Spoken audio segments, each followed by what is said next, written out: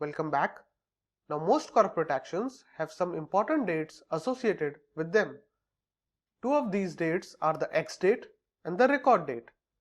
These dates are important because these dates tell you owning the stock on which date would make you eligible for receiving the benefits due to the corporate actions. Let me explain this by taking the example of dividends. Here are some important dates associated with dividends. First is the dividend declaration date. This is the day on which the board of the directors announced that the company is going to pay dividend. Next you have the ex-dividend date. This is the date on or after which the security would trade without dividend.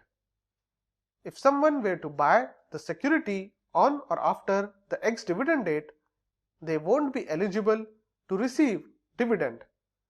Hence, in order to receive dividend, one has to buy the security before the ex-dividend date.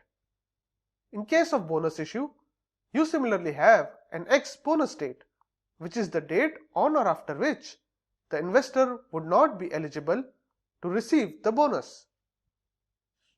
Next you have the record date. The record date is the date on which the company looks at the shareholding records in order to determine which shareholders will receive dividends. For an investor to be eligible to receive dividends, their names must be on the records on this date. In order to ensure that their names are on the record, the investor may need to hold the shares either 2 days or 3 days before the record date. Now, whether the investor has to buy 2 days before or 3 days before depends on the settlement cycle in the country.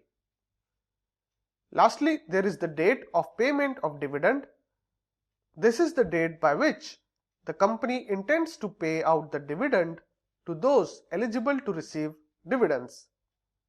This date may be a week or more after the date of record so that the company has sufficient time to accurately pay dividend to all those entitled to receive dividend. Let's look at an example to better understand this. If the stock's ex-dividend date is 15th, anyone buying the stock on the 15th would not be eligible for receiving dividends. Hence, in order to receive the dividend, one needs to be the owner of the stock on 14th. If the exchange follows a T+2 settlement, this would mean that the stock would be settled in 2 days and the records will be updated in 2 days. In such a scenario, the record date would be 1 day after the ex-dividend date. As this way, anyone buying the stock 1 day before the ex-dividend date will be the shareholder as per the records on the record date. If the exchange follows a T+3 settlement cycle, then the record date would be on 17th, which would be the second day after the ex-dividend date.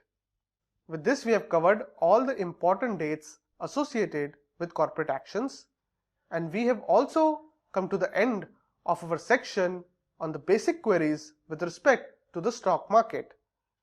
And now you are ready to move on to the next section.